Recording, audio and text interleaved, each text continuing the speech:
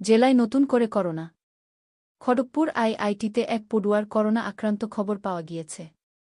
বছর ২৬ এক পড়ুয়া কোভিড আক্রান্ত হয়েছেন বলে জেলা স্বাস্থ্য দফতর সূত্রে জানা গেছে।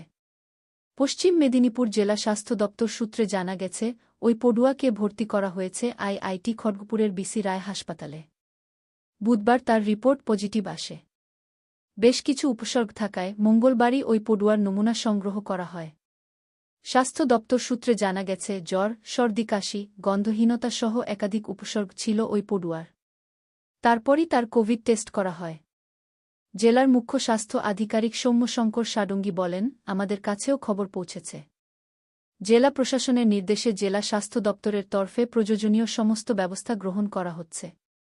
সেই সঙ্গে সাধারণ মানুষকেও মাস্ক ব্যবহার, দূরত্ব বজায় রাখা সহ প্রয়োজনীয় সতর্কতা অবলম্বন করার পরামর্শ দেব।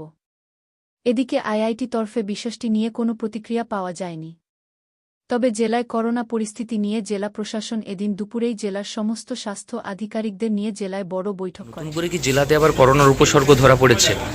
উপসর্গ নয়, আমাদের কাছে খবর আছে, আমরা কালকেই পজিটিভ পেয়েছি একটা আইআইটি স্টুডেন্ট, পিএইচডি স্কলার।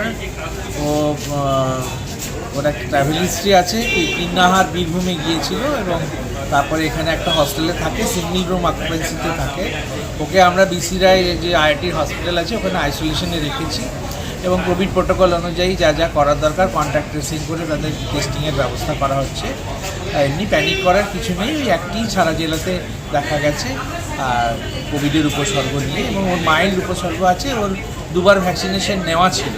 মানে জেলা জুড়ে কি কোথাও কোনো সতর্কতা বা হ্যাঁ, কিছু? জেলা জুড়ে সতর্কতা মানে সবাইকে সতর্ক থাকতে বলা হয়েছে, এবং ইলি এবং সারি যেটা ইনফ্লুয়েঞ্জা লাইক সিনড্রোম এবং ইলনেস এবং সিভিয়ার অ্যাকুট রেসপিরেটরি ইলনেস থাকলে যেগুলো হসপিটালাইজেশন লাগে তাদের লিস্ট আমাদের ডেলি আপলোড করা হচ্ছে। ডেলি আমরা সুপারভিশনে রেখেছি এবং বিএমএই সুপারদের সাথে আজকেও মিটিং ছিল, আমরা সবাইকে বললাম সতর্ক থাকার জন্য, তবে এখনই প্যানিক করার মতো কিছু হবে।